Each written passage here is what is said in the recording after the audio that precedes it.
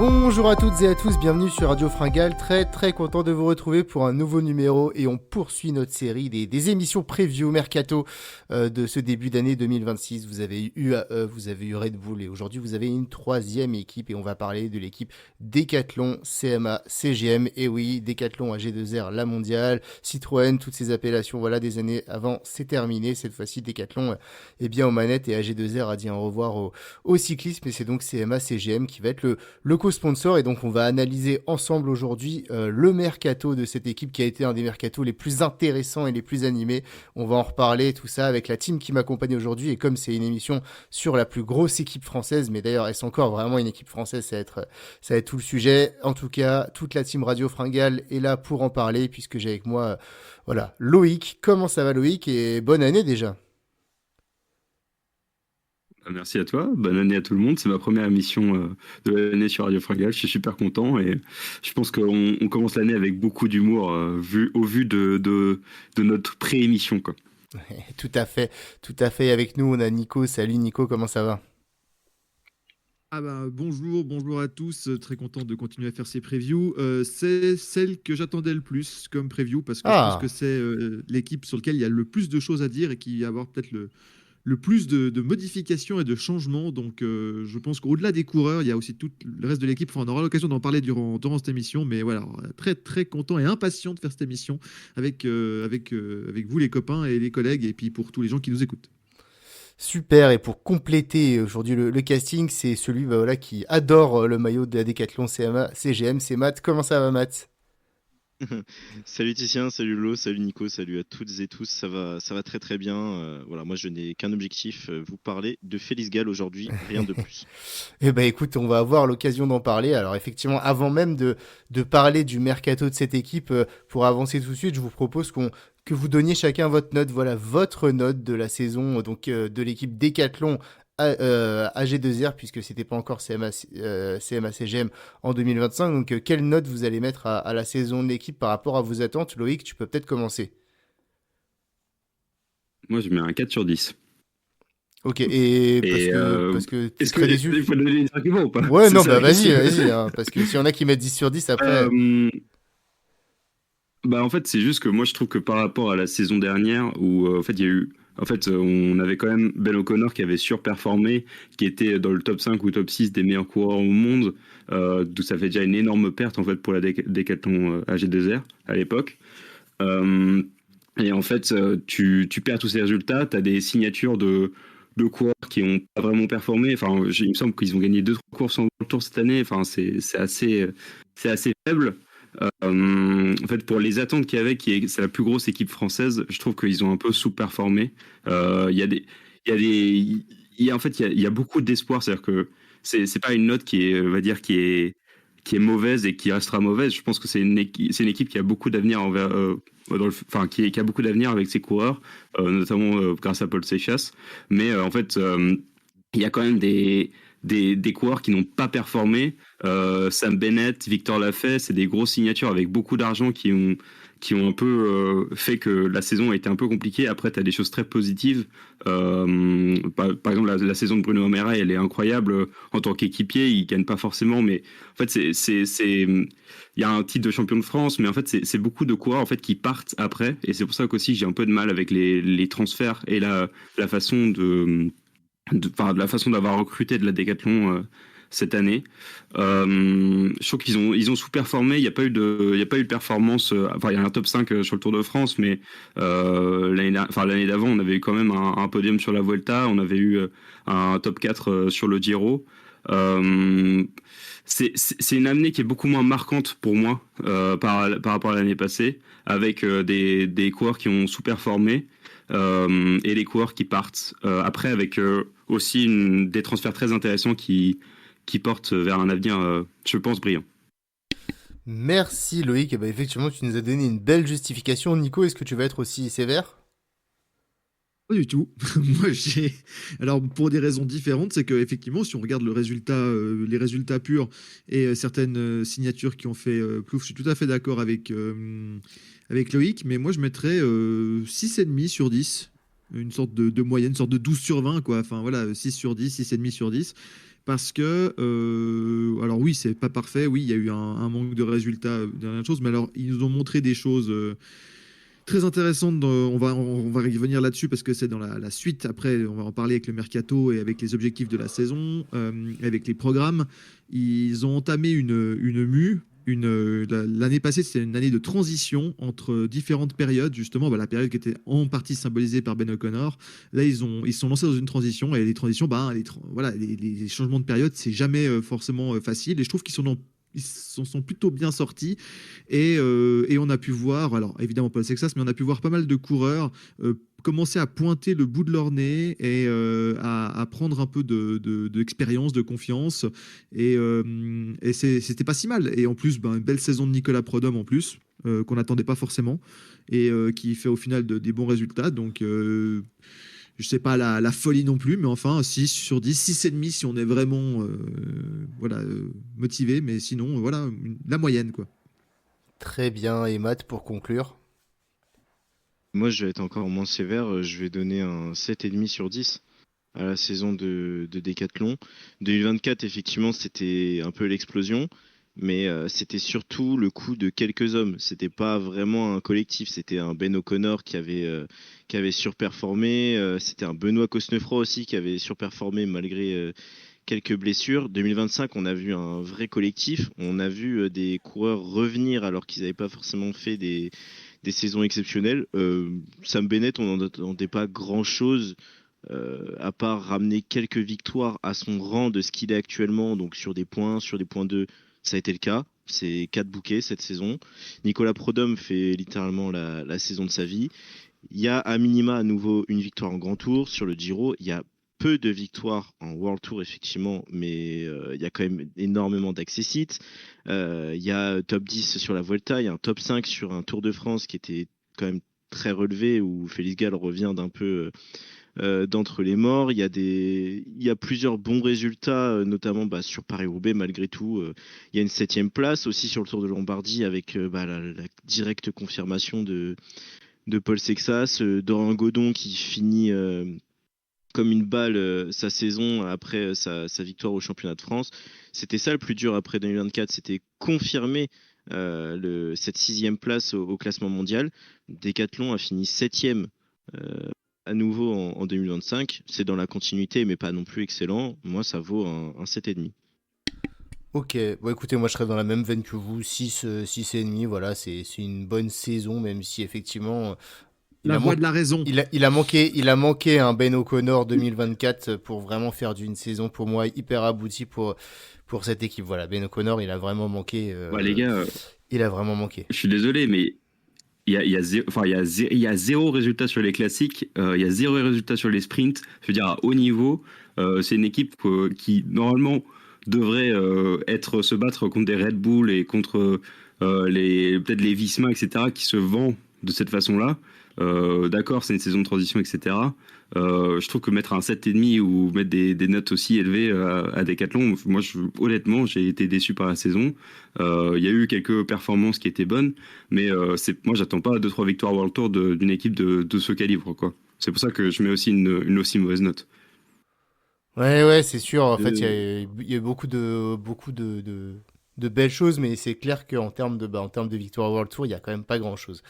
Et c'est peut-être ce qui manque à l'équipe. Et effectivement, le podium de Ben O'Connor sur la Vuelta en 2024, accompagné de sa 4e place au classement général, voilà, c'était quand même des résultats enfin, Ben O'Connor, il a fait exister l'équipe toute l'année 2024, là où effectivement en World Tour, voilà, Stéphane Bissegger, il a fait un super résultat en faisant 5e de Paris-Roubaix, et Félix Gall, il fait 5e du Tour de France.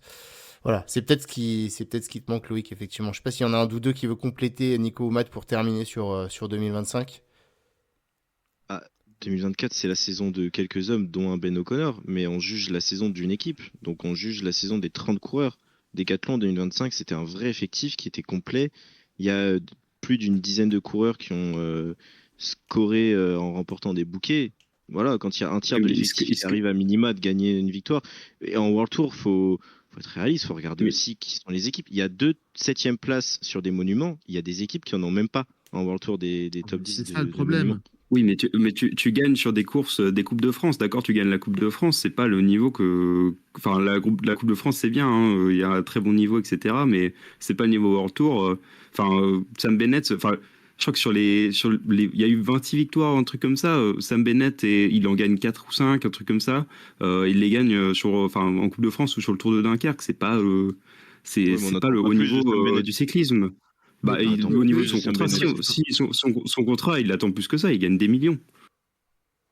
Ouais. non, mais Loïc, je veux dire, moi, dans l'absolu, je suis d'accord avec toi, mais quand tu possèdes pas des coureurs qui sont dans le top 10 mondial, à l'ère des Van Der Poel, des Pogacar sur les classiques et compagnie, des Remco, des coureurs qui vont sur quasiment tous les terrains, ou presque, ou alors qui sont des monstres absolus comme Van Der Poel et autres, tu peux pas demander à une équipe qui possède pas encore, parce que comme ils ont un gros pôle de jeunes, on va y revenir, ils peuvent rentrer progressivement dans cette catégorie avec des coureurs qui sont dans le top 10, top 20 mondial, mais tu peux pas leur demander de faire des podiums ou des victoires en World Tour quand tu as les meilleurs coureurs du monde, parmi les meilleurs coureurs de l'histoire, qui sont au mieux de leur forme. Donc je trouve que c'était plutôt une bonne idée de passer par une saison de transition en disant bon, on va moins gagner, mais par contre on prépare la prochaine génération où là on veut être dans ces équipes justement que tu cites, où on veut être ça, mais c'est une ambition, c'est pas genre 2025 on va jouer la gagne. Donc moi je trouve quelque part que peut-être qu'ils ont été maladroit au niveau de la communication, mais moi je l'ai compris comme ça. Et tu peux pas demander, voilà, sur des courses, je veux dire, oui, Sam Bennett, ok, mais Sam Bennett, je m'excuse, on sait tous au début de la saison 2025 qu'il est moins fort que Milan, qu'il est moins fort que Thiem Merlier ou des gars comme ça. Bien sûr, mais je pense que les attentes, en effet, c'est une saison de transition, etc. Et je pense que les attentes qu'on pose au niveau Red Bull, etc., c'est dans quelques années. En tout cas, ils sont en train de créer des fondations solides pour faire ça, et je pense que c'est une très bonne chose. Mais au niveau des performances, ils gagnent beaucoup moins que l'année dernière en World Tour. C'est ça qui est bizarre, enfin, c'est pas bizarre, c'est que en effet, il y a eu des transferts qui ont fait que ils ont posé des nouvelles bases et c'est à peu près normal d'avoir cette saison-là. Mais au niveau de la performance pure, je pense pas que ça vaille une super note, c'est tout. Il faut regarder les comparaisons Il y a moins de victoires World Tour, certes, mais sur les victoires de 2024, il y en a deux autour de Romandie que Dorian Godon gagne au sprint parce qu'il n'y a absolument aucun sprinter. Et il y a beaucoup moins de victoires. Je suis dans l'état, il y a 30 victoires en 2024, il y en a 26 en 2025. Alors oui, c'est des points pro, c'est des points 2, c'est de la Coupe de France. Mais il faut les gagner. Il y a combien d'équipes qui ont plus de 26 victoires au final en 2025? Il y en a très peu. C'est pas pour rien que Decathlon finit 7e au classement mondial. Bon, écoute, Hmm. ouais, ouais. Bon, en tout cas, les gars, je pense que là, on va être d'accord, c'est que c'était quand même une année de transition pour cette équipe qui monte en puissance et en gamme maintenant depuis 2 3 ans. Voilà. Mais là, on l'a compris, avec le départ de Ben O'Connor, ils n'ont pas compensé ce départ par un top leader. Donc, c'est une année, moi, que je trouvais, voilà, dès le départ, je m'étais dit, voilà. Et on savait qu'il y avait un nouveau sponsor qui allait arriver et on savait qu'il allait y avoir des gros transferts. Donc, je pense qu'on l'a vraiment vécu comme une saison de transition. Et d'ailleurs, ça fait très très bien la transition sur cette nouvelle partie qui va être d'analyser le mercato 2025-2026. Et là, il y a beaucoup à dire. C'est, je pense, le plus gros mercato d'équipe. Voilà, puis il y a 11 départs, 10 arrivées.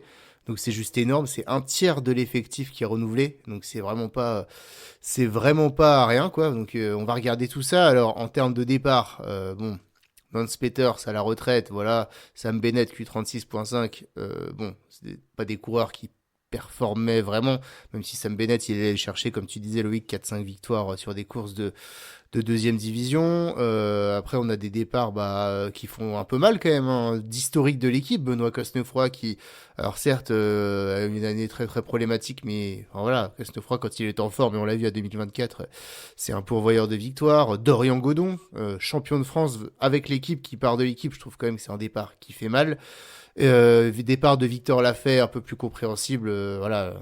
Bon, quand tu performes sur une seule course dans l'année, que tu es blessé un peu souvent, on peut comprendre que l'équipe ait pas voulu le conserver. Bastien Tronchon, vous allez peut-être trouver une explication. Moi, je trouve que c'est un peu un départ un peu incompréhensible parce que c'est un coureur qui monte en puissance année après année. Donc, moi, je le voyais bien être dans cette équipe. Et puis, Vendramé, bon, bah voilà, qui part un peu par la grande porte parce que c'est un coureur qui, année après année, pousse l'équipe et va toujours chercher sa petite victoire. J'ai souvenir l'année dernière c'est sur Tirreno Adriatico qui gagne une belle étape là sous la pluie. Donc voilà, Ouais.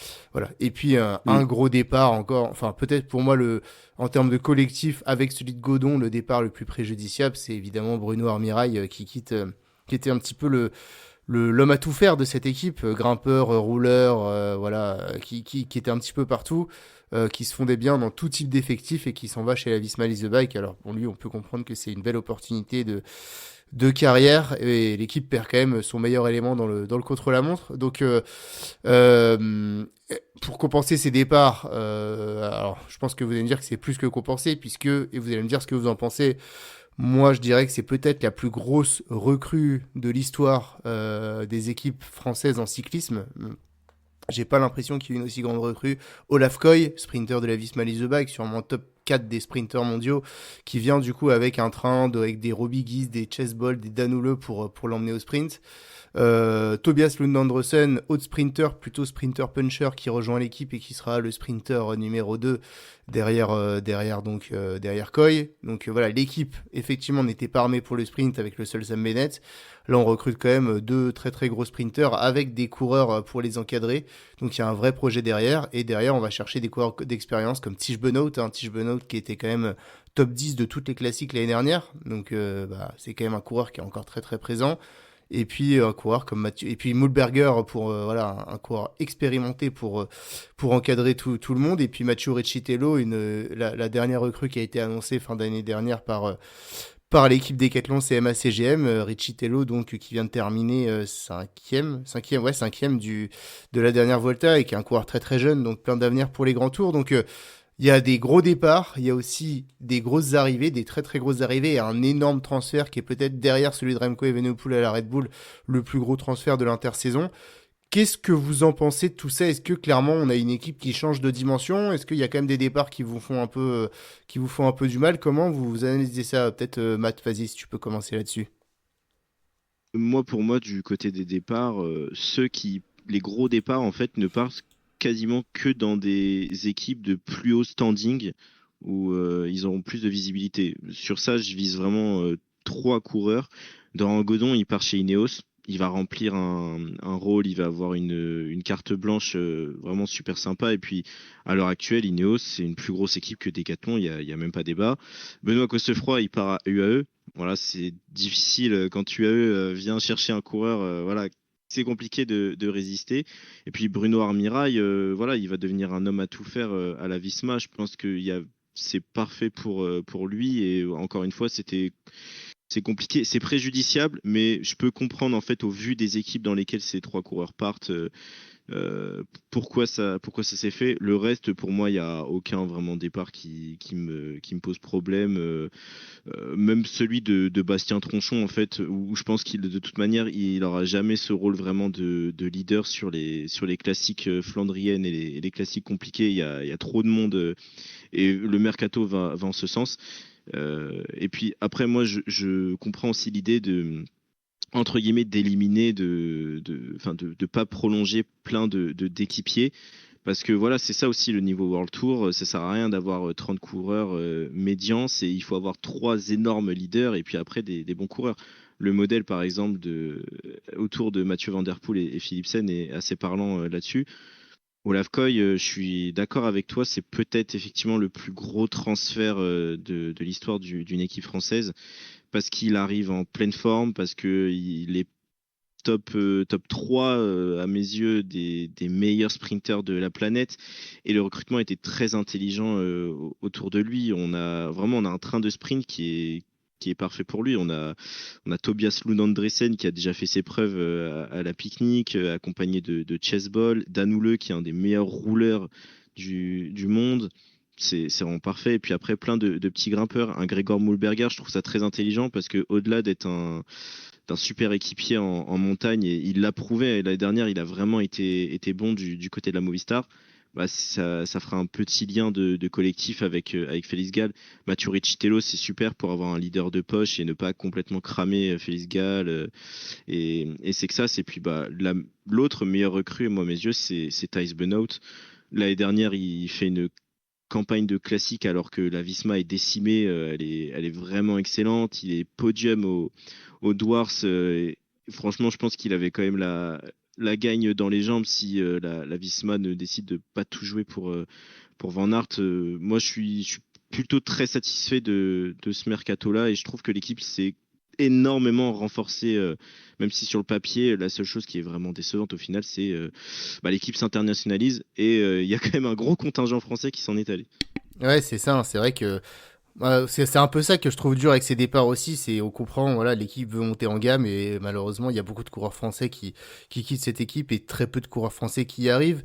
Nico, pour toi aussi, on est vraiment sur une révolution, on est vraiment sur, avec ce mercato et notamment Olaf Koy, on est vraiment sur un step-up assez énorme pour Decathlon. Totalement, c'est ce que je voulais dire. 8 coureurs français qui s'en vont et parmi les coureurs qui ne sont pas des rookies, aucune recrue française. Les deux seules recrues françaises, c'est ceux qui viennent de l'équipe de développement. Antoine Loth et puis Baroumi. Mais tout le reste, toutes les autres recrues, ce sont des coureurs internationaux. Donc ça confirme le changement de direction voulu par Decathlon en disant on ne veut plus cette identité franco-française, ce qui peut être dommage d'ailleurs, mais avec beaucoup de talents français qui sont développés, qui étaient encore en train de se développer, notamment tu parlais des Bastien Tronchon, des Dorian Godon. Moi, Dorian Godon, je trouve ça vraiment dommage. Après, comme tu l'as dit, il va Ineos, il va avoir une belle place. Donc moi, c'est peut-être celui parce que allez écouter l'interview de Cosnefroy. Cosnefroy, il était vraiment en fin de cycle. On a dit qu'il avait des problèmes de blessure. Il savait depuis longtemps que AG2R, avant AG2R, aujourd'hui Decathlon, ne voulait pas prolonger son contrat. Et finalement, il s'est un peu retrouvé. Il avait un contrat avec une autre équipe. Puis finalement, ça ne s'est pas fait. Donc il s'est un peu retrouvé à la dernière minute sur le marché des transferts. Et UAE avait encore un spot de libre. Et ils ont reniflé la bonne occasion. Et bravo à eux. Mais c'était un peu leur dernière recrue. Genre, on a un spot de libre. On a Cosnefroy de dispo. Et ils l'ont signé un peu comme ça. Mais Cosnefroy, on savait qu'il n'allait pas prolonger. Là, le départ, évidemment, Bruno Armirail, mais lui, en même temps, le Visma lui a fait un pont d'or. On reviendra là-dessus. C'est vrai que Dorian Godon, c'est peut-être celui qui fait le plus mal parce que lui, il est vraiment dans ses bonnes années. Il a fait toute sa formation chez Decathlon. Et donc, il y a vraiment un changement d'identité. Et Loïc parlait du problème de sprint, donc ils avaient un manque au niveau des classes, des courses d'un jour, des courses de sprinters, etc. Ils règlent totalement le problème cette année, c'est-à-dire qu'ils ont bien vu que le pôle classique et le pôle sprinter, ils étaient un peu en déliquescence, qu'ils n'avaient pas de leader, ils n'avaient pas vraiment de cartes sur lesquelles jouer. Boum, Tish Benoît, Olaf Koy, ils règlent le problème, c'est-à-dire ils ont un sprinter numéro 1 pour lequel ils ont recruté un train, voilà, il y aura un staff, il aura un programme, il va pouvoir apporter des résultats. Et puis Tish Benoît, merci pour les travaux à la Visma, mais voilà, on avait besoin de quelqu'un qui puisse être dans les 10 meilleurs coureurs de classique du monde, ce qu'est Tish Benoît, encore à voir si ça se prolonge cette saison, mais a priori il n'y a pas de raison que voilà.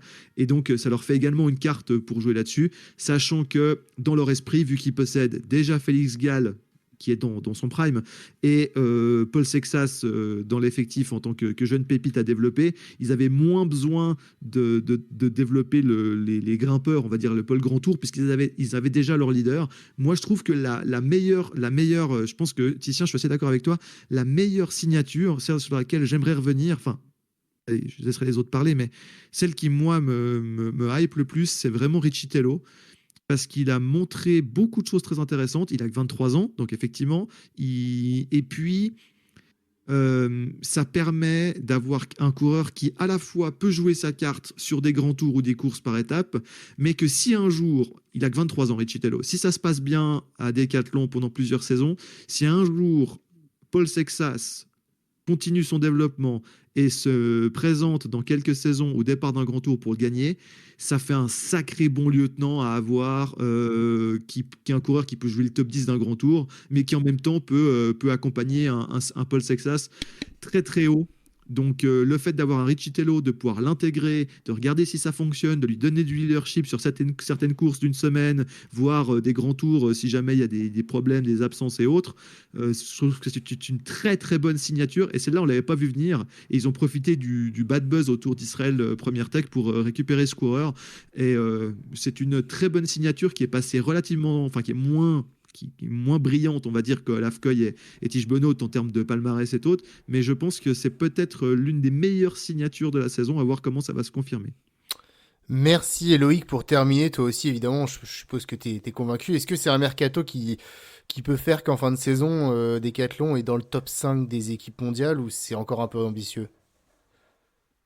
C'est un mercato qui est super intéressant. C'est-à-dire qu'il y a plusieurs aspects. Je pense qu'on a quand même abordé aussi cet aspect nuancé du mercato au niveau des départs. En fait, on se débarrasse en fait des contrats qui sont un peu embêtants, type Sab Bennett et Victor Lafay, qui sont très chers et qui performent pas forcément.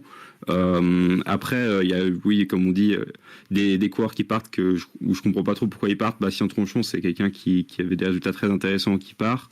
On l'a déjà abordé. Il y a vraiment cette volonté d'internationalisation de l'équipe qui se reflète en fait dans ce mercato, et on se débarrasse un peu de coureurs français qui ont même s'ils ont vraiment des belles perspectives d'avenir, on préfère les remplacer avec d'autres coureurs, ce qui je ne comprends pas parfaitement dans le mercato. Après, sur les côtés positifs, en fait, on a des arrivées qui sont de classe mondiale, qui permettent en effet avec un Olaf Koy par exemple, on peut aller viser justement ces Victor World Tour et aller gratter ce top 5 au niveau du classement UCI. En plus, en fait, il vient avec un train, il vient avec plusieurs coureurs qui vont pouvoir l'accompagner. C'est très intéressant en fait le fait qu'il construise vraiment un pôle sprint pour lui. Après, Maffio Richitello, moi je trouve que c'est aussi un transfert qui est assez génial pour l'avenir. C'est quelqu'un qui bon, il a quand même quelques difficultés en contre-la-montre, donc c'est quelqu'un qui peut devenir un équipier pour Paul Seixas dans l'avenir, comme disait Nico, qui est très très intéressant. Et un Tobias Lund Andresen, en fait, c'est quelqu'un qui va pouvoir performer justement sur ce circuit de Coupe de France, etc. Aller chercher un peu le rôle qu'avait Sam Bennett en fait cette année, mais pour beaucoup moins cher. Donc c'est un mercato qui prépare très bien l'avenir, qui est intéressant, qui a des visions qui sont cool. C'est dommage de laisser partir Dorian Godon, enfin, surtout qu'il est champion de France. Je pense qu'il a signé chez Ineos avant, mais en soi, oui, Ineos, c'est une équipe qui est plus intéressante actuellement que Decathlon.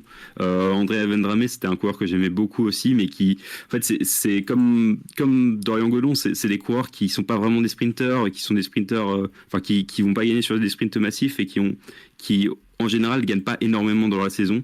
On les remplace avec en tout cas des coureurs qui ont des capacités de gagne beaucoup plus élevées, et Tige Benoît, c'est un super c'est un lieutenant de route qui va être super intéressant. C'est quelqu'un qui a beaucoup d'expérience. Je pense que c'est un super ajout, mais pour moi la grosse perte en fait de ce mercato, c'est Bruno Amirail, qui en effet a allé chercher son opportunité à la Visma, qui est tout à fait compréhensible, mais c'est quelqu'un qui savait tout faire pour cette équipe, qui aurait été super intéressant à voir avec Paul Seixas dans l'avenir. C'est quelqu'un qui s'est grimpé, qui s'est accompagné dans la vallée, qui est très bon contre la montre. Moi j'aurais vraiment tout fait pour le garder en fait, pour ce Bruno Amirail. Après, je pense que lui aussi avait une volonté de partir, donc c'est comme ça. Mais je pense que au final, c'est un mercato qui est équilibré et qui a qui montre beaucoup de belles traces d'avenir. Ouais, bon alors équilibré, c'est même un mercato assez fou hein, quand même. Hein. Enfin, y a que des bons coureurs finalement qui arrivent dans l'équipe. Donc malgré des départs, effectivement, moi que je regrette surtout pour le côté effectivement équipe française, voilà, c'est clair que moi. Enfin, l'attachement à une équipe, il vient aussi des coureurs, etc. Et que j'étais peut-être plus attaché, je pense que vous aussi, à des Godon, à des Berthet, à des Lafay, à des Robigis, Chesbol ou Danole. Donc voilà, mais c'est très très cohérent parce que on fait pas venir juste un sprinter, comme vous dites, on veut avoir, voilà, c'est bon, maintenant dans l'équipe, on a un des tout meilleurs sprinters du monde, on fait venir avec un sprinter et on fait venir au moins 3-4 coureurs qui vont lui être attitrés toute l'année, qui ont été travaillés avec ce sprinter, etc. Donc, non, c'est très cohérent et il manquait quelque chose à l'équipe, c'est qu'au-delà de, hormis Félix Gall, le pauvre, il était au four et au moulin pour jouer les classements généraux. Et là, c'est vrai que bah voilà, avec Richitello et probablement avec Paul Sexas, on a quand même 3 armes justement pour jouer les classements généraux. Et on avait le seul Stéphane Bisseger sur les classiques printanières là, qui a fait notamment un super Paris-Roubaix en terminant 5e. Je pense que l'ajout de Tige Benoît va permettre d'avoir une densité un peu une partout. Donc c'est vraiment un beau mercato. Alors, Christian, il y a un dernier point. Il y a vas-y. un dernier point, mais c'est très rapide. Je trouve qu'il y a une chose qu'on n'a pas dit et que tu as commencé à dire, mais on remarque aussi avec ce mercato, c'est pas forcément au niveau de la qualité globale des coureurs. Ça, on sait, ils perdent des bons coureurs et ils en ajoutent des bons. Mais c'est surtout, il y a une chose qu'on remarque, ils amènent beaucoup de coureurs qui sont sélectionnés pour un rôle précis. Ils perdent des coureurs qui sont des bons coureurs, mais qui peuvent performer dans différents domaines et qu'on voit plus ou moins tout le long de la saison, mais qui n'ont pas forcément un rôle précis. Là, je ne sais pas ce que tu en penses, Titien, ils ramènent des coureurs à qui sont peut-être un peu moins complets. Bruno Armirail, c'est très complet comme coureur. Cosnefroy, c'est un coureur complet. Dorian Godon, c'est un coureur complet. Mais on ramène des coureurs qui ont un rôle précis dans l'équipe. On ramène des lanceurs. On ne va pas leur demander de faire autre chose que d'être des bons lanceurs. On ramène un sprinter comme Olaf Koy. Olaf Koy, c'est que un sprinter pur. Il ne va pas briller sur d'autres domaines. Par contre, dans le sprint, il est très bon. Il est dans le top 5 mondial.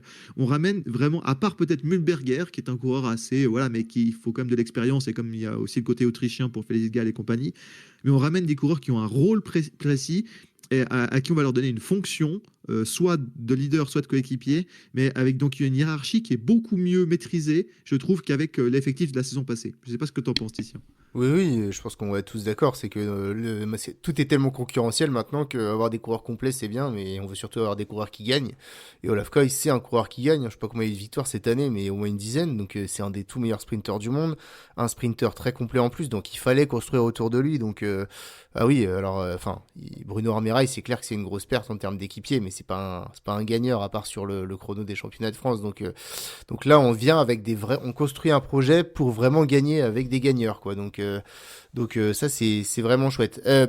Je vous propose pour nous pencher un peu sur le programme de l'année à venir, qu'on démarre, avant de parler d'Olaf Koy ou des classiques, par les coureurs de grand tour et par les programmes des coureurs de grand tour. Alors la répartition des grands tours, on sait déjà que Félix Gall sera le leader de l'équipe, ça a été annoncé depuis pas mal de temps, c'est une volonté du coureur sur le prochain Giro. On sait qu'également il sera sur la Vuelta, Félix Gall, donc son programme il est à peu près clair. Matteo Riccitello, lui, il est annoncé sur la Vuelta, on peut imaginer qu'il fera un autre grand tour, ce qui nous laisse le Tour de France, où pour l'instant il n'y a pas de leader qui est annoncé. On sait que l'équipe va y venir avec son train pour Olaf Koy. Qu'est-ce que vous pensez déjà, peut-être Matt, je vais te laisser démarrer, de Félix Gall qui loupe le Tour de France cette année et de Riccitello sur la Vuelta. Est-ce que sur ces deux coureurs, les grands tours qui leur sont attitrés, ça vous paraît cohérent, et notamment pour Félix Gall qui était depuis longtemps le leader attendu sur le Tour de France? Matt, ça va peut-être lui faire du bien de changer d'air, de plus avoir cette pression de se dire bon, on est sur le Tour, faut absolument faire un résultat, et de pouvoir aller sur d'autres grands tours où il aura peut-être un petit peu moins de pression. Ouais, bah c'est un retour aux sources pour Félix Gall, parce que ça fait depuis 2022 qu'il n'avait pas été sur le Giro. C'était sa seule participation lors de sa première année avec AG2R à l'époque.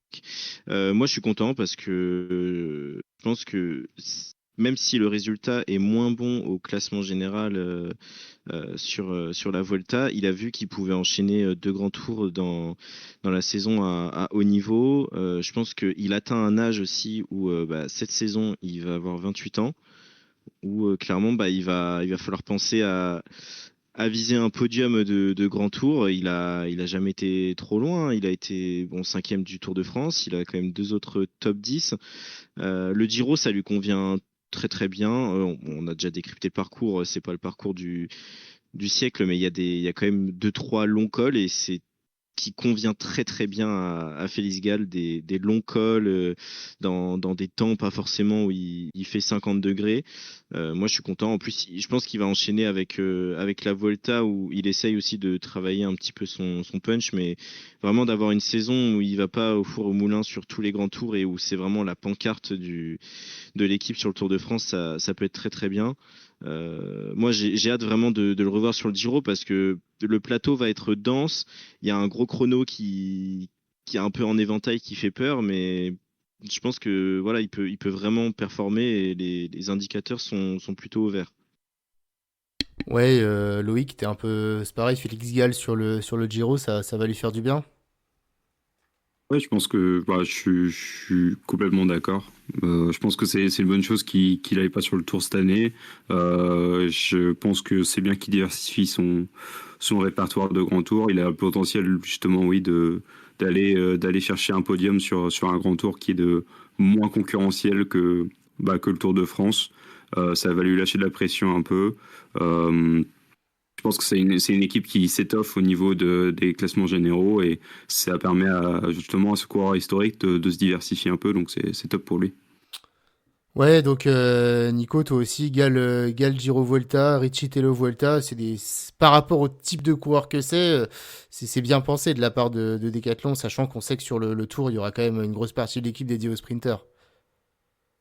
Ça, je pense que Decathlon a pris acte du fait que on est au milieu du prime d'un des coureurs les plus forts de toute l'histoire du cyclisme et que tant que ce coureur viendra sur le Tour de France et que ses principaux rivaux comme Remco ou Vingegaard ou autres essaieront de lui faire la peau, ce sera compliqué d'aller chercher un podium sur le Tour de France qui reste le Graal pour une équipe comme une équipe à sponsor français comme Decathlon. Et je pense que c'est très intelligent de dire on va mettre des coureurs qui aiment bien ces courses-là comme Félix Gall ou Ricci Tello, qui aiment bien des courses comme le Giro, la Vuelta, aller chercher des victoires d'étape, potentiellement des top 5 dans des classements généraux, voire des podiums, suivant comment ça se passe, avec moins de concurrence, avec des coureurs qui, voilà, c'est les meilleurs coureurs au classement général, ils seront sur le Tour de France. Ils l'ont déjà annoncé. Donc c'est très bien pour ça. Et puis, l'autre revers de la médaille, c'est effectivement de signer un Olaf Koy en disant moi en fait j'étais chez la Visma et on me permettait pas de venir sur le Tour de France. Or là tu lui offres une rôle de sprinter et de leader sur le Tour de France pour aller viser les victoires d'étape et je trouve c'est très malin de la part de la Décathlon en disant on a Paul Sexas, on va le faire grandir tranquillement, mais pour l'instant, on va essayer d'aller chercher des résultats sur d'autres courses. Et un jour, si ça se passe bien, on essaiera de jouer le podium du Tour de France ou le général du Tour de France avec un Paul Sexas, je sais pas, de 23, 24, 25 ans, etc. Mais ça, c'est de la musique d'avenir. Et je trouve qu'entre-temps, dans cette saison 2026, le programme est très cohérent de la part de Decathlon. Bon, bah, t'as commencé à introduire le sujet. Félix Gall, Giro Vuelta, Ricci Tello, pour l'instant uniquement annoncé sur la Vuelta. Le Tour de France, c'est très bien d'avoir Olaf Koy, mais on l'a dit, il y aura pas plus de 6-7 étapes pour les sprinters, donc il va falloir aussi exister, voilà. Paul Sexas, on connaît son programme de première partie de saison. On est à peu près tous alignés dans l'équipe en disant que, à la fois pour sa construction, et puis voilà, tout simplement, on serait quand même peut-être bien plus hypé de le voir aller jouer quelque chose sur la Vuelta face à des Vidar ou des coureurs comme ça. Enfin, voilà, un peu de s'étalonner comme l'ont fait d'ailleurs tous les jeunes Pogacar, Remco, Vingegaard, sont tous passés par la Vuelta avant. Hein. Mais mine de rien, quand on voit ce programme, quand on voit que rien est annoncé, si la première partie de saison de Sexas se passe bien, Loïc, on a très forte chance quand même, on va pas se le cacher, qu'il soit au Tour de France. Vu que les autres leaders sont sur les autres grands tours, il va bien falloir y avoir quelqu'un. Je pense que oui, il va aller sur le Tour de France. Je suis assez mitigé là-dessus. Je trouve que c'est un coureur qui est exceptionnel, qui montre des choses. Enfin, c'est un coureur qui a un talent qui est générationnel, qui montre des choses que qui n'ont jamais été faites. Les championnats d'Europe, il m'a vraiment impressionné.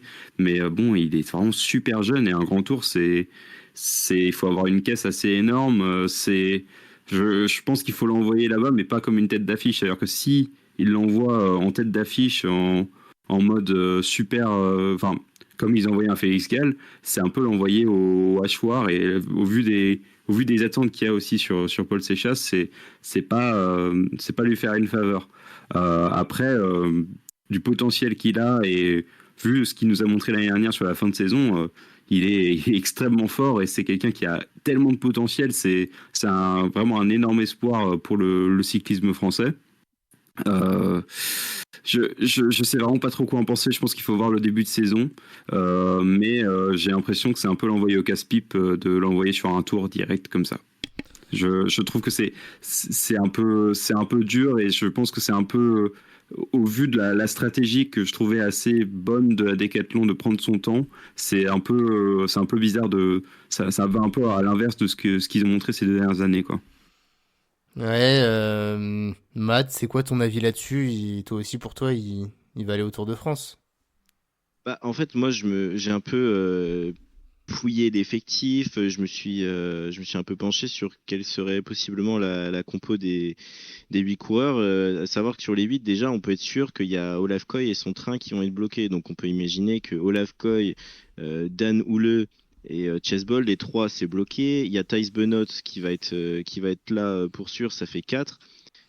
Sachant que Richie Tello, je suis pas sûr qu'il fasse 2 grands tours et que Gall, donc on l'a compris, il fera pas le Tour de France. Moi, Nicolas je pense que Prodhomme. c'est inévitable.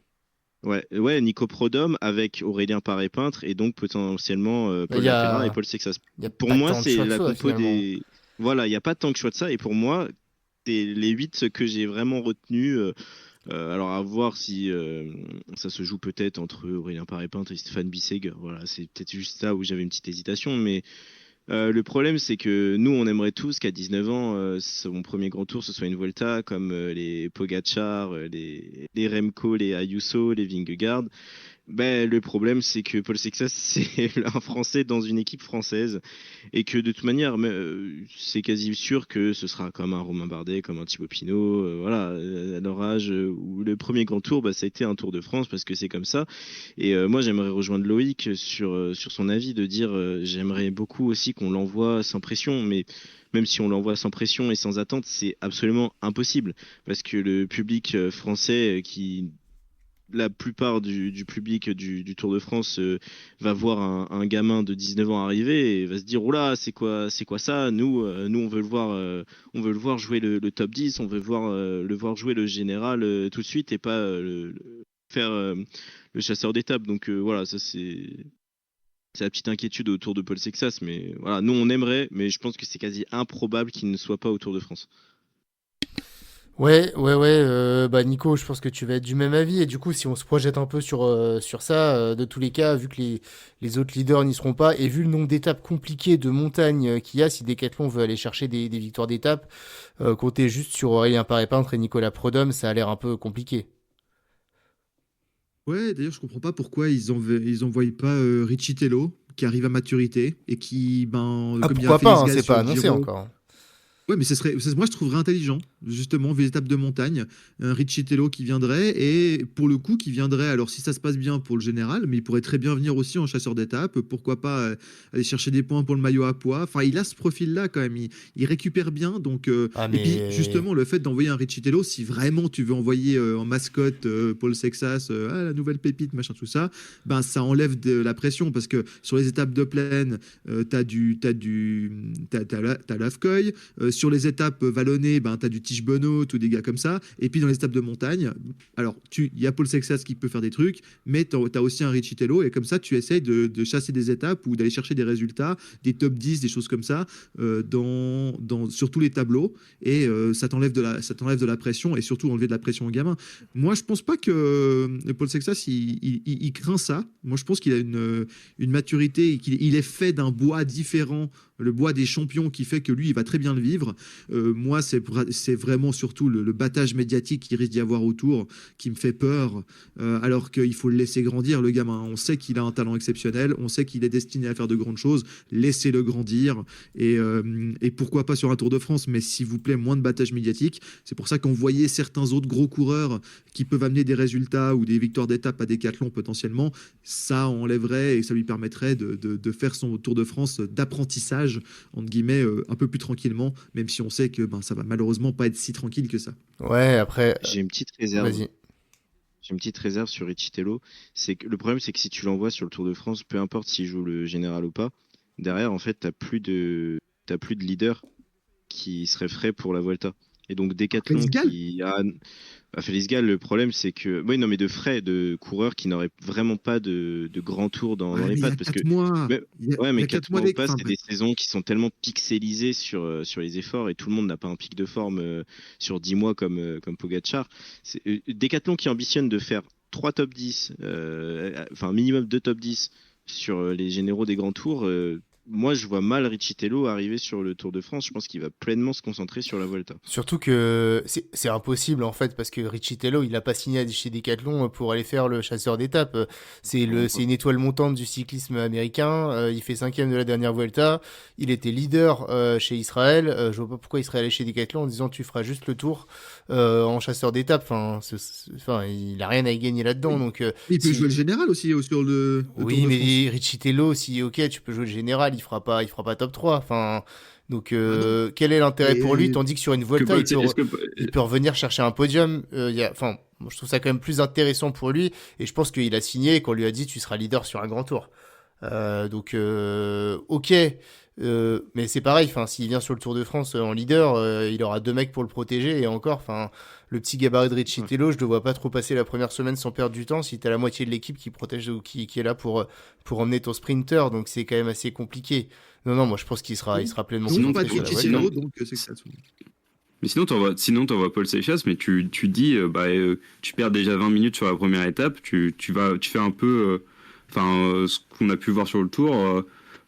Tu lâches du temps, tu vas chercher des étapes. C'est-à-dire que tu perds du temps direct exprès pour pas aller chercher un général et pour pas te mettre la pression. Ça peut régler Non, le c'est problème du fait impossible d'avoir cette ça. pression médiatique. C'est- Je ah, suis pas j'y- sûr qu'il pense comme ça le petit. Ah ouais, je pense pas. Alors lui, C'est il le jamais. problème. C'est quand même, enfin, des grands noms comme ça qui font exprès de perdre 20 minutes, ça arrive pas. Surtout que là, le Tour de France, il commence par 4 étapes compliquées. La première étape pour le sprinter, ça va être la 5e, celle de Pau, il me semble. Donc, non, en plus, il y a un contrôle-la-montre par équipe au début. Moi, je vois très bien le truc arriver où il faut qu'on emmène Bissegger sur le Edanole parce que il faut pas perdre de temps sur le contrôle-la-montre par équipe. Il y a un petit storytelling qui va commencer à se créer comme ça. Donc, enfin, non, Mais je Lenny crois pas. Martinez, il a bien perdu du temps cette année. Tu vois. Alors oui, on parle quand même pas de, enfin, Ouais, c'est quand même mais- pas les deux mêmes types de coureurs. Enfin, C'est pas la même chose. c'est pas la même chose. Et Lenny Je sais pas. Martinez, il a pas fait, enfin, il était à la ramasse sur la première étape du Tour. Hein. Je pense pas qu'il ait non plus fait exprès C'est clair. d'être complètement largué. Donc non, enfin. Ok, je règle le problème. J'envoie Stone Mittet en leader. Voilà, Ouais. c'est bon. Bon. Moi, ça me convient aussi. Voilà, Johannes Parfait. Stone Mittet Non, va nous mais- chercher un top 15. Va nous chercher un top 15. Voilà, là on est bien. Bon, de toute Ouais, ou façon, Callum Scottson. on aura le temps de refaire le débat en cours de saison sur quand on saura vraiment si Sexas va au Tour de France. Et puis vis-à-vis de ses résultats, et c'est ça que je voulais rapidement parler avec vous, c'est son début de saison. Paul Sexas, il va découvrir l'Estrade Bianche. Il va également découvrir, si je dis pas de bêtises, le Tour du Pays Basque et les classiques ardennaises. Loïc, c'est quoi tes attentes pour Paul Sexas sur ses courses? Parce que là, comme il a fait avec ce qu'il a fait en fin de saison dernière, top 10 de la Lombardie, 3e des Europes, top 15 des championnats du monde, il va être hyper scruté sur ce début de saison. Et qu'est-ce que t'en attends, toi, sur ces courses? Je trouve qu'il doit confirmer par rapport à la fin de saison dernière. C'est-à-dire qu'il a été dans le top. Enfin, pour moi, il a été top 10 des coureurs sur la saison dernière. Il était même dans le top 5. Sur les championnats d'Europe, il a été exceptionnel. Il a réussi à suivre les deux meilleurs coureurs du monde qu'il y avait sur la course. Il a battu un Vingegaard qui était en totale fin de course, d'accord. Mais bon, je pense que quand Vingegaard il va sur une course, c'est pas pour lâcher. Je trouve qu'en même temps, il fait quand même la Faune Ardèche. Il fait un truc qui est un peu équilibré sur le fait qu'il va pas faire des courses ultra super compliquées. Le Tour d'Algarve, ça peut être une super expérience aussi. Aller voir un peu ce qui se passe aussi sur les classiques. J'attends de lui qu'il aille faire un podium sur les grosses courses et aller chercher des top 3. La victoire, c'est peut-être encore un peu loin, et surtout que l'Estrade, c'est un peu la chasse gardée de Pogacar, donc à moins d'un drame, je pense que la première place est déjà prise. Je pense que sur les courses d'une journée, il peut aller chercher des top 3, et au général, c'est aussi des top 3 qu'il doit aller chercher. En même temps, il a une progression qui suit la fin de l'année dernière. Je pense que je serais satisfait de ça, quoi. Je me dis pas que il doit absolument gagner, tu vois, le Tour du Pays Basque ou un truc comme ça. Je le vois faire un top 5 ou top 3 au général et aller chercher des étapes. Ce qui est déjà énorme. Enfin, c'est déjà une énorme pression et c'est déjà ouf pour quelqu'un qui a 19 ans. Mais en même temps, de ce qu'il a montré l'année dernière, c'est assez réaliste, en fait. Ouais, Matt, ouais, c'est ça, mais est-ce que carrément Pogacar, Sexas, deuxième d'Estrade Bianche derrière Pogacar, ça paraît réaliste ou finalement, en fait, pas tant que ça? Pareil réaliste, moi je l'attends surtout en découverte sur la partie classique. On a vu qu'il nous avait montré de très belles choses, hein, en tout cas sur la partie classique l'année dernière. Évidemment, en figure de proue, cette septième place au Tour de Lombardie, j'exclus les championnats internationaux. En tout cas, moi sur le Tour de l'Algarve, c'est assez simple, j'attends qu'il joue la gagne, donc ça veut dire podium top 5. La Faune Ardèche classique aussi, pareil, je veux qu'il joue la gagne. L'Estradé, il est capable de nous surprendre. J'aurais bien aimé un petit ajout d'un Tirreno Adriatico dans le lot, mais bon, c'est un programme allégé. Et puis, bah, Tour du Pays Basque, je pense qu'il est capable de nous sortir un énorme truc. Et puis, bah, sur les Ardennaises, à voir, ça va être de la découverte, ça va surtout être pour prendre de la caisse. La Flèche Wallonne, c'est bien pensé. Il va pouvoir apprendre comment on se place, vraiment, comment on gère un effort extrêmement punchy. Et puis, bah Liège, hein, il va falloir prendre du coffre et ça c'est très bien. Moi j'aime bien le programme et j'ai à peu près des attentes très élevées comme Loïc. Nico, toi aussi, il va briller sur toutes les courses qu'il va faire. Bon, moi, j'ai une grosse take, c'est que je pense qu'on en reparlera, mais je pense que sur les Strade Bianche, UAE fait 1, 2, 3. Hein. Mais Ah! Ah! moi, je pense qu'ils font 1, 2, 3 sur genre Del Toro, Wellens, Pogacar. Ouais, ça se tient, vu la start list. Ouais. Ouais, c'est pas faux, ouais. c'est pas mal. Moi, Ouais. je pense qu'ils partent à 3 et puis que Wellens, que Del Toro et Pogacar, ils partent à 3 et que Pogacar et Del Toro, ils donnent les Strade Bianche à Wellens. Mais bon, ça c'est. Yann Christen va ramener Paul Sexas sur tout le monde. Non, arrête, c'est tellement le cas. Non, bref. Donc, non, voilà. Mis à part ça, non, effectivement, on en avait déjà parlé dans l'émission UDU 21 que vous allez pouvoir écouter si vous ne l'avez pas encore écouté. Très bon programme pour Paul Sexas. C'est bien qu'il aille découvrir pas mal de choses. Et il ne faut pas oublier, il a que 19 ans. Donc, il y a encore beaucoup de choses qu'il doit découvrir avant de se spécialiser et de viser certains objectifs spécifiques dans les prochaines saisons. Là, c'est bien qu'il aille sur des courses d'une semaine, des classiques, qu'il découvre un grand tour. Voilà. Et puis, on tirera le bilan à la fin de la saison. Mais voilà, on ne va pas en parler plus que ça. Moi, je vous dis, il fera podium d'Estrade Bianche, il fera podium du Tour du Pays Basque et il sera en top 5 de Liège-Bastogne-Liège. Voilà, c'est posé. Ouais, c'est je dit. de Liège. On en Non, reparle. mais je rejoins Titien là-dessus. On en Je reparle. rejoins Oui, Titien c'est vrai. là-dessus. Faut se rendre compte de ce que c'est, là. Voilà. Et Je suis d'accord après, avec Titien aussi. et après, au soir du Liège-Bastogne-Liège, je dirais incroyable, Paul Sexas, objectif Tour de France, vous allez voir. La communication est déjà écrite. Tour de France. Hein. Moi, j'adore Paul Sexas, mais Liège, c'est long. Hein. C'est Liège, 250 c'est long, bornes, hein. mais ouais, bah écoute, on verra. On disait les championnats du monde aussi. Hein. Il finit 13ème. Hein. Oui, il finit 13e des championnats du monde en attaquant dès la première heure. Donc bon, voilà, championnat d'Europe. Lombardie, 241 il attaque sur Liège. Je pense que si Sexas il attaque sur Liège, il y a Scaroni qui le prend en chasse. Avec Julien Alaphilippe. Non, mais effectivement, la longueur peut être un peu compliquée. Dans tous les cas, là, moi, Paul Sexas passera un cap, c'est quand il aura fini son premier grand tour, parce que on sait qu'un grand tour, 3 semaines, ça donne une caisse de faux après, donc c'est peut-être ce qui peut lui manquer. Mais je me dis, un tour du Pays Basque, voilà, il y aura sûrement un chrono, il y a un chrono, plus voilà, des étapes, notamment la dernière, où ça monte, ça descend sans arrêt. Vu ce qu'il a fait sur les Europes, il y aura pas Poggi, il y aura pas Remco. Donc voilà, il y a vraiment un super programme de début de saison pour Sexas, et ça, en tout cas, c'est super. On verra après si c'est le Tour, la Volta ou carrément rien, mais voilà. Petit point Olaf Koy, les gars. Alors Olaf Koy, il a un programme centré sur les classiques pavés de début de saison, celles qui sont, on va dire, plutôt faites pour les sprinters. Gand-Wevelgem, qui ne s'appelle plus Gand-Wevelgem, mais j'éviterai de dire le nom de la course. Il va faire Paris-Nice, il va faire le week-end d'ouverture.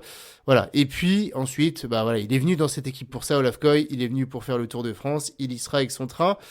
Qu'est-ce que vous en pensez d'Olaf Koy ? Est-ce que déjà, ma question c'est Est-ce qu'il peut s'affirmer et devenir vraiment un des 2-3 meilleurs sprinteurs du monde cette année? Est-ce que c'est là que vous l'attendez ou est-ce que vous dites déjà on va voir comment ça se passe avec Decathlon parce que ça va être tout nouveau pour lui, c'est des nouveaux lanceurs, c'est une nouvelle équipe qui a pas forcément la culture du sprint parce qu'il me semble que depuis Yann Kirsipiou dans les années 2000, il n'y a jamais eu vraiment de grand sprinter dans cette équipe. Donc comment vous la voyez cette arrivée de Lafcoy? Est-ce que ça peut marcher tout de suite ou est-ce que va falloir un peu laisser de temps pour que ça marche, Loïc? Je pense que comme tout sprinter, il y a cette histoire de confiance et cette histoire de rampe de lancement pour les équipiers. Olaf Koy, en fait, il se débrouillait déjà extrêmement bien sans équipier à la Visma. C'est-à-dire que à part enfin, il se faisait des fois lancer par un Van Aert, on va dire que c'est quand même quelqu'un qui est une fusée de luxe, mais il n'avait pas de train assigné comme ce qu'on voit avec les arrivées qu'il y a autour de lui. Moi, je pense qu'il a besoin d'une période d'adaptation comme pour tout sprinter, mais je pense qu'il est un concurrent très sérieux au top 3 des meilleurs sprinters, voire top 2.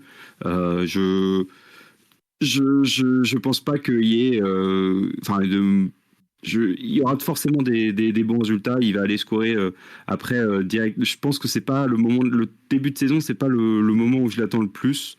Je pense que on va voir par exemple je sais pas, il va pouvoir faire le Tour de Belgique avec le Tour de France, je sais pas, mais bon, il va pouvoir s'affirmer parmi les meilleurs sprinters avec un train autour de lui. Laissons-lui un peu de temps, mais je pense qu'il va performer et il va aller chercher des victoires World Tour et il aura un environnement plus simple en fait finalement, je pense qu'à la Decathlon qu'à la Visma qui avait un pôle Grand Tour qui était beaucoup plus affirmé que ce qu'est la Decathlon actuellement, quoi. Ouais, Matt, est-ce que c'est pas un peu un sprinter sous-estimé Olaf Koy parce que j'ai l'impression qu'il est jamais mentionné entre Milan, Merlier, Philipsen comme étant un des tout meilleurs, mais finalement quand tu vois tout ce qu'il gagne, il gagne vraiment partout où il passe quoi. Donc le Giro c'était le meilleur voilà, j'ai vraiment l'impression que moi il y a un côté un peu on sous-estime un peu Olaf Koy alors qu'en fait c'est vraiment une pointure. Enfin, il a battu Merlier au René Tour il me semble cette année, donc c'est le top du top quoi qu'ils ont Décathlon là, hein.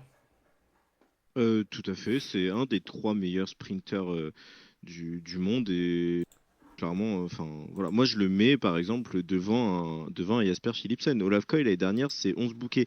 Alors, il y en a le seul petit point d'interrogation, c'est je pense niveau adaptation, il y en a pas. C'est un sprinter de classe mondiale, c'est le genre de coureur, voilà, je pense qu'il va très facilement s'adapter, il n'arrive pas dans une équipe de peintres, ça va bien bosser.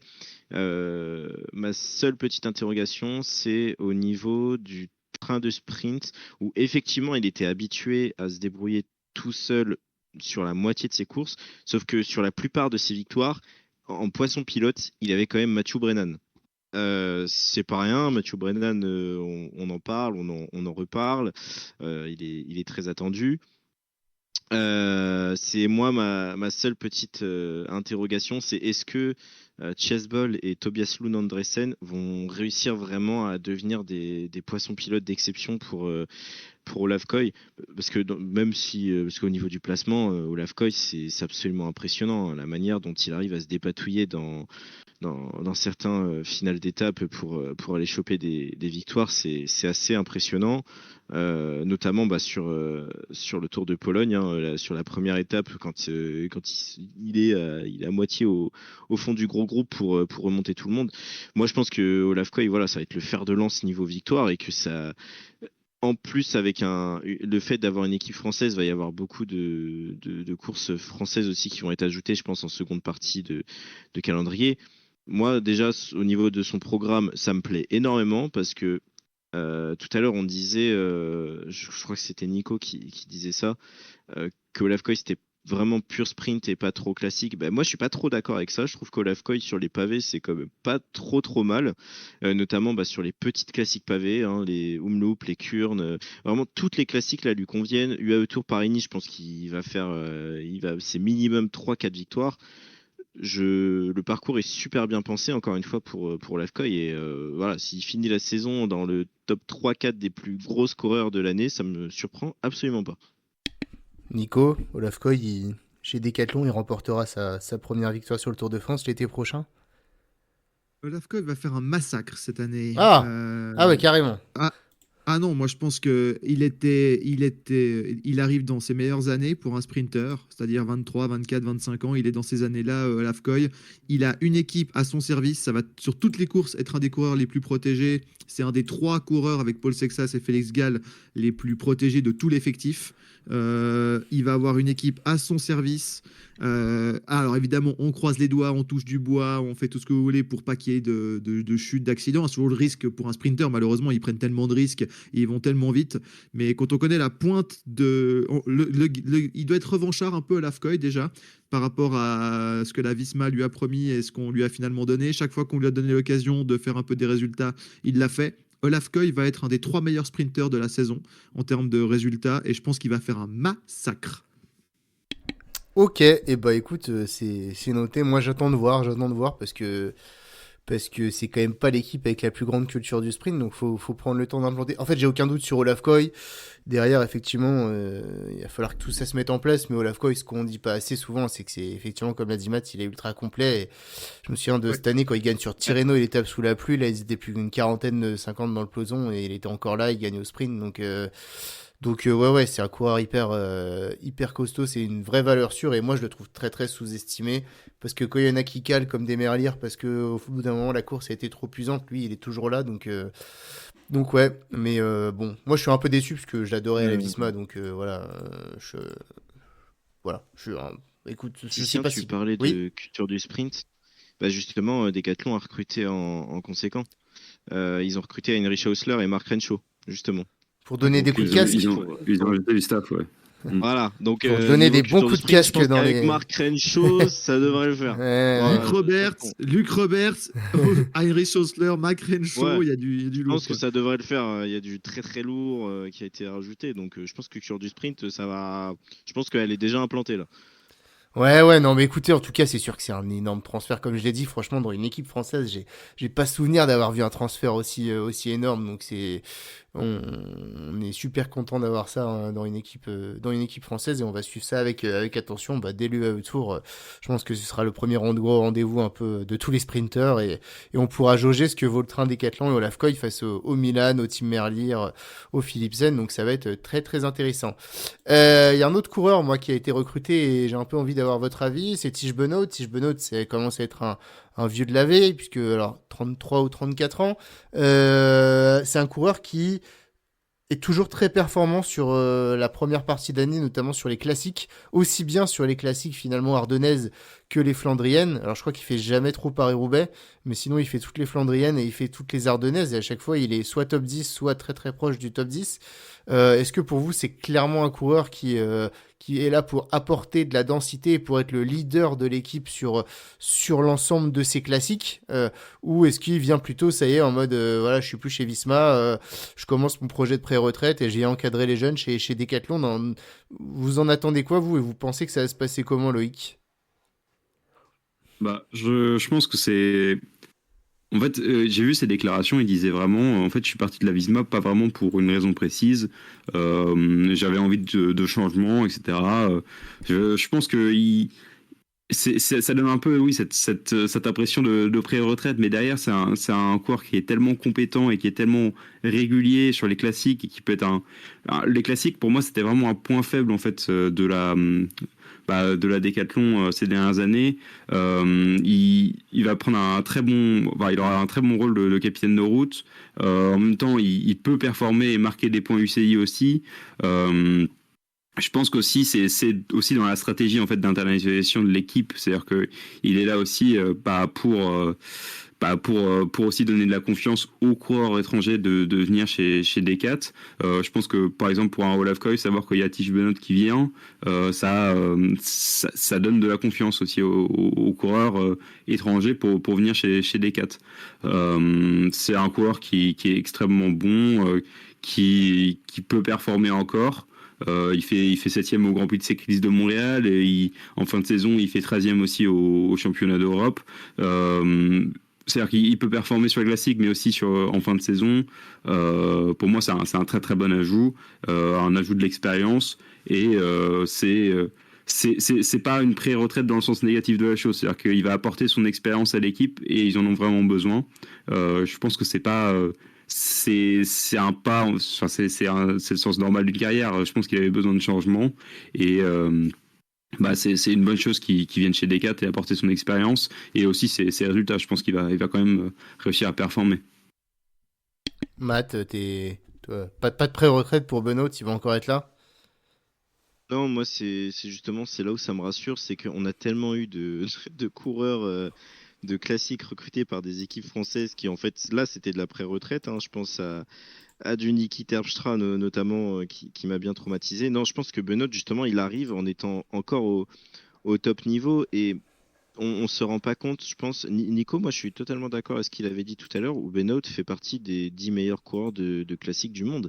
C'est un coureur qui arrive à faire, qui est arrivé dans les dernières années à faire des podiums et des multiples top 10 de classique, alors qu'il a jamais vraiment été leader. Ça a toujours été un équipier ultime, soit dit en passant.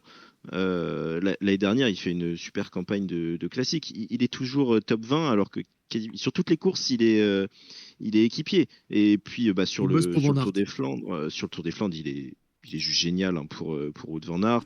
Sur le Dwars, voilà, j'en ai parlé tout à l'heure. Il bosse effectivement pour Van Aert. Et puis sur l'Amstel, c'est pareil. Il est huitième alors qu'il bosse pour Van Aert. En fait, c'est un coureur qui a une caisse. C'est peut-être l'une des caisses les plus impressionnantes du peloton. Là, il arrive avec, je pense, il y a un canapé, 3 places pour lui de tiens, on te donne la responsabilité sur toutes les classiques flandriennes et ardennaises et tu fais de ton mieux, clairement. Et là, il va pas en rater une en plus, hein, des courses. Alors, hormis Paris-Roubaix, parce que voilà, bon, c'est pas forcément le gabarit pour. Mais moi, c'est pareil. Encore un programme où je suis très, très satisfait. Et moi, voilà, ça va être ma hot take là-dessus. Sur toutes les courses de l'Omloop jusqu'à Liège, à aucun moment. Alors peut-être, j'ai un petit doute sur la flèche, mais sur toutes les courses, il va finir top 10 de son calendrier. Du 28 février de l'Omloop au 26 avril à Liège, je me note, il sera top 10. Ok, et Nico, t'es plutôt d'accord? Oui, surtout qu'il n'est pas cramé, Tige Benoît. Tige Benoît, il a 31 ans, il va fêter ses 32 ans au mois de mars. Donc, et il a signé à Decathlon jusqu'en 2028, donc un contrat, bon, aujourd'hui c'est un peu la norme, mais relativement longue durée pour un cycliste, hein. Il signe 3 saisons pour Decathlon.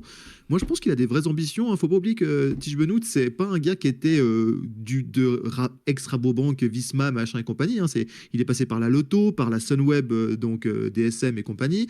Ensuite, Visma, vu ses résultats dans ces équipes-là, Visma lui a fait un pont d'or pour entourer Van Aert en tant que Belge, machin, spécialiste de différents types de classiques, coureur complet. Et il l'a très bien fait. Il a également été d'un grand secours sur les courses par étapes. Et là, maintenant, à Decathlon, il décide d'aller voir autre chose. Et moi, je pense tout à fait, comme, alors pas, je suis pas aussi ambitieux que Matt, mais je pense qu'il va faire plusieurs beaux top 10 sur des classiques, sachant qu'il y a quoi, il va avoir, on a dit, il y a Stéphane Bisseguer sur Paris-Roubaix, mais on va dire que lui, il n'y allait pas forcément. Mais effectivement, sur toutes les autres classiques, il y a la carte Lafcoy pour les courses, comme tu as dit, Titien, les Kurnes ou les Omloop, ou voilà, potentiellement, des fois, ça arrive au sprint ou dans un groupe qui peut se faire régler au sprint. Et à ce moment-là, si un Lafcoy est dans ce groupe, ben, il va pouvoir jouer avec Tige Benoît, qui sera certainement aussi dans le final. Si ça se passe bien, évidemment, hein, hors soucis mécaniques et autres, mais on parle toujours à conditions correctes. Et puis, effectivement, pourquoi pas. Moi, j'ai toujours trouvé que c'est un coureur qui avait le bon profil pour gagner une course comme l'Amstel. Parce que, justement, c'est un coureur à la fois qui passe bien les bosses, mais en même temps qui est un bon Flandrien. Donc, l'Amstel, ça convient bien à ce genre de coureurs qui sont un peu des hybrides. Et si on se retrouve au départ d'une Amstel, qui est une course souvent assez ouverte, on l'a vu l'année passée, hein, c'est ni Pogacar ni Remco qui la gagne l'Amstel. c'est notre ami Skelmose. Pourquoi pas, dans un scénario, on avait vu Benoît Cosnefroy passer pas très loin, pourquoi pas, dans un scénario qui lui convient bien, aller taper une Amstel un jour, cette saison ou peut-être une autre saison, mais pourquoi pas cette année aller jouer la gagne sur une Amstel. Moi je pense que c'est une course qui peut très bien lui convenir. Très bien, eh bien, écoutez, je vais prendre le contre-pied total. J'aime pas trop ces moves là comme ça quand on est dans une équipe depuis longtemps et qu'à 34 ans on change d'équipe. J'ai un peu peur de la baisse de niveau. Il a moi. pas 34 ans, il a Ah, 31 il ans, a, mais... 31 il ans, a que pardon. 31 ans. Ah ouais, Il a c'est vrai que j'ai 31 ans, l'impression ouais. qu'il est là depuis 50 ans, mais Mais il est là depuis longtemps, mais il a que ouais, 31 ans, il est ouais. arrivé tôt lui aussi. Hein. Moi, ça me fait un peu peur. Mais écoutez, on verra ça. Je suis pas hyper convaincu, mais il me donnera sûrement tort. Pour terminer l'émission, messieurs, il y a quand même des gars qui sont des piliers de l'effectif et qui restent malgré toute cette restructuration. Je pense notamment à un Paul Lapera, je pense notamment à un coureur comme Nicolas Prodhomme, des coureurs comme ça. Comment vous les voyez évoluer et s'intégrer dans toute cette restructuration, ces coureurs? Est-ce que ça va rester quand même des piliers de l'équipe? Peut-être Loïc pour commencer. Bah, je pense que il n'y a pas de raison qu'ils perdent leur niveau d'un seul coup. Je pense que t'as beaucoup de coureurs qui sont historiques qui restent. Je pense aussi à un Aurélien Paré-Peintre qui peut avoir de bonnes performances. C'est bien de garder ce noyau dur, garder un noyau historique qui permet de garder la stabilité. Je pense qu'il n'y a pas de raison qui ne performent pas et ça permet une stabilité qui est plus que positive. Matt, tu penses que tous ces coureurs pourront encore exister? Ah bah Paul Lapera, clairement, hein, il a plus qu'un niveau World Tour. Hein, on avait eu quelques doutes parce que sa confirmation de son titre de champion de France avait pas été non plus exceptionnelle. Moi, sa fin de saison dernière a vraiment été bonne. Hein. Il y a cette victoire autour de Pologne où bah, pendant quelques jours, bon, malheureusement avant que ça se passe plutôt mal pour lui, il est leader du général. Il y a plusieurs résultats probants en fin de saison. Je pense que ça peut être un bon leader outsider de poche. Et puis plus globalement, le noyau français est largement au niveau. C'est pareil pour Aurélien Paré-Peintre qui, je pense, va reprendre bah, comme il peut ce que faisait Dorian Godon, parce que Aurélien Paré-Peintre, c'est aussi un hybride qui a aussi une bonne pointe de vitesse. Donc, ouais, et puis au-delà de ça, il y a quand même, je rejoins Loïc, il y a quand même une sorte de stabilité. Et on peut pas se passer de ce noyau-là de coureurs hyper importants pour les courses point pro notamment. Nico, Paul Lapera, vainqueur de la Flèche Wallonne cette année? Tout à fait, exactement. C'était mon pronostic. Pas du tout, non, je sais pas. Non, j'aime beaucoup Paul Lapera. Alors moi, par rapport à, tu poses la question sur l'effectif global, je sais pas si tu en toucheras un mot après, mais je profite de le mettre là, vu qu'on est à la fin de Vas-y, hein. l'émission. Je vais suivre particulièrement cette équipe. On a dit non seulement bah, pour tout ce qu'on a dit aujourd'hui, mais aussi pour le pôle jeune. Parce que entre Oscar Chamberlain, qui a commencé très fort sa saison avec un podium au championnat d'Australie, Léo Bizio, Pierre Gauthera, Noah Isidore, Antoine Lotte, Jordan Labrosse, Lapera est un peu plus âgé, il a déjà 25 ans, mais voilà, il est aussi dans cette génération, et Stone Mittet ou des coureurs comme ça, ils ont un pôle jeune qui est très prometteur et très intéressant, et qui va déterminer aussi une partie du succès des prochaines années de Paul Sexas. Pas uniquement parce qu'il y a le staff, il y a le matériel, il y a sa progression individuelle, il y a les futurs gros coéquipiers qu'on va lui mettre à côté. Mais ce pôle de coureurs dans lesquels ils vont pouvoir développer des futurs coéquipiers, des futurs lieutenants, des futurs roule toujours, qui sont de cette génération et qui veulent essayer de faire grandir avec. Alors, est-ce qu'ils vont tous percer? Sûrement pas, hein. Il y a toujours malheureusement ceux qui percent et ceux qui percent pas, hein, ceux qui ont des soucis de santé et autres. Mais dans ce pôle de coureurs que je vous ai cité, il y en a certainement 2 ou 3 qui vont faire une belle carrière et potentiellement qui vont rester longtemps chez Decat et qui vont avoir des rôles importants et un de ces jours remporter des beaux succès, hein, ça on leur souhaite. Mais dans toute cette sélection, là, les Chamberlain, les Bizio, les Antoine Lotte et compagnie, je suis très curieux et intéressant, que ce soit sur les courses World Tour, les quelques-unes qui vont participer, et aussi sur les courses de deuxième catégorie. Je me réjouis de suivre leur saison parce que ça peut être très prometteur pour Decathlon et pour leur stratégie des 5 prochaines années. Très bien. Est-ce qu'il y a encore un coureur sur lequel on n'a pas parlé, où il y a un d'entre vous qui a envie d'appuyer, ou est-ce qu'on a fait le tour de l'équipe? Surveiller Tord Goodmustad, c'est tout ce que j'ai à vous dire. Tu sens des mecs, mais sérieux, mec. Alors, Des noms de je sais pas où. Non, mais Tord Goodmustad, c'est un mini Mats Pedersen, alors vraiment mini. Ah ouais. C'est un bon sprinter de poche qui passe très très bien les bosses. Et attention sur la Coupe de France parce que je peux vous dire il va se révéler là-dessus. Mais pour rebondir sur ce qu'a dit Nico, ouais, le pôle jeune est plutôt pas mal. J'avoue que le pôle jeune de la Conti est quand même beaucoup plus impressionnant que ce qu'il y a en pro actuellement. Ah bah, au Pince Parfel notamment. Hein. Ouais, Louis Chalet, Théophile Vassal, Ah ouais, Nate Pringle, c'est du très très il lourd. y a du crack de partout. C'est du très très lourd. Une question que j'ai envie de vous poser, est-ce qu'après tout ce qu'on s'est dit, est-ce que vous diriez que Decathlon sera dans le top 5 équipe mondiale au classement à la fin de l'année? Je pense qu'il n'y a pas de raison qu'il ne le soit pas. Même, Oui. je pense pas que. Je pense que il y a par rapport à ses concurrents qui sont Ineos, Red Bull, ça va être au-dessus, Visma, ça va être au-dessus, UAE, ça va être au-dessus. Il y a peut-être un spot, quoi. Ça va se battre avec Lidl Trek, qui est quand même pas être au-dessus. Ouais, je pense aux portes du top 5. Ça va être compliqué de rentrer dans le top 5 quand même. Je sais pas. Je pense que c'est au 6ème, quoi. Matt, toi aussi, ils y seront pas? Ouais, je vais dire sixième.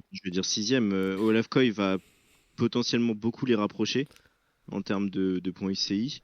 Ça, je me fais pas trop de doutes. Va y avoir aussi beaucoup de points UCI avec Thijs Benoot, mais les équipes qu'il y a au-dessus, UAE, Ineos, Lidl, euh, Red Bull et Visma, les 5 là, c'est trop au-dessus. Là, il y a quand même encore un gap d'écart, hein. Ouais, pour moi, pour moi, ils sont dans le deuxième chapeau. Mais bien placés dans le deuxième chapeau, hein, attention. Donc, vraiment dans ces places 6 à 10. Mais pour moi, ils sont encore dans le deuxième chapeau. Et je pense que l'objectif de Decat, à terme, Decathlon, c'est de rejoindre ce premier chapeau avec les équipes qu'on vient de citer. Il y en a 4, 5, à voir comment se passe la saison d'une équipe comme Ineos, qui était, voilà, j'ai aucun doute que ça va remonter, mais ils doivent encore reconfirmer Ineos. Mais l'objectif de Decathlon, c'est à terme, cette saison, la prochaine, 2027, 28, etc., de rejoindre ce top 5, ce premier chapeau des équipes World Tour, et c'est tout ce qu'on leur souhaite. Pour moi, cette saison, c'est encore dans le processus de transition. Ils vont faire un pas en avant, mais ils sont pas encore dans ce premier chapeau. J'espère pouvoir refaire, et ce sera ma phrase de conclusion, j'espère pouvoir refaire cette émission de preview la saison prochaine, donc à l'hiver 26-27, et pouvoir dire, oui, au vu de ce qu'on a vu cette saison 26, Decathlon fait aujourd'hui partie des équipes du premier chapeau mondial. Pour l'instant, pour moi, pas, mais c'est tout l'objectif et on souhaite que ça arrive, quoi. Eh ben écoute, ouais, effectivement, on souhaite que ça arrive. En tout cas, chapeau pour le mercato, parce que voilà, une équipe française qui monte en puissance et ça fait toujours plaisir. Eh ben écoutez, après ces 1h15 d'émission, on a toujours plein de trucs à dire. Je vous remercie, merci en tout cas, parce que c'était toujours un bon moment. Ça donne toujours un peu plus l'eau à la bouche hein, de faire ces émissions preview. On a hâte que la saison démarre, mais là, ça y est, c'est imminent. Hein. Il y a déjà eu quelques petits championnats d'Australie. Il y a le Tour Down Under dans quelques jours qui part, donc on est dans les starting blocks. Merci de nous avoir écoutés. N'hésitez pas à mettre un like à cette vidéo et ça nous permet d'être toujours mieux référencés sur YouTube et également si vous nous écoutez sur Apple Podcast, sur Deezer, sur Spotify, voilà. N'hésitez pas si vous voulez nous mettre 5 étoiles, voilà. Ça permet aussi d'être super bien référencé, ça nous fait super plaisir. Et évidemment, dites-nous en commentaire ce que vous pensez de ce mercato. Est-ce que c'est le mercato du siècle? Est-ce que finalement vous êtes déçus de la perte un petit peu identité française? Est-ce que Paul Sexas va gagner le Tour de France? Voilà, dites-nous tout en commentaire et on partage ça. Eh ben écoutez, merci à tous, merci Matt, merci Nico, merci Loïc d'avoir participé à cette émission et on se retrouve très très vite et en attendant, n'hésitez pas à vous alimenter parce que la fringale guette. Ciao tout le monde. Des bisous, ciao et allez Félix.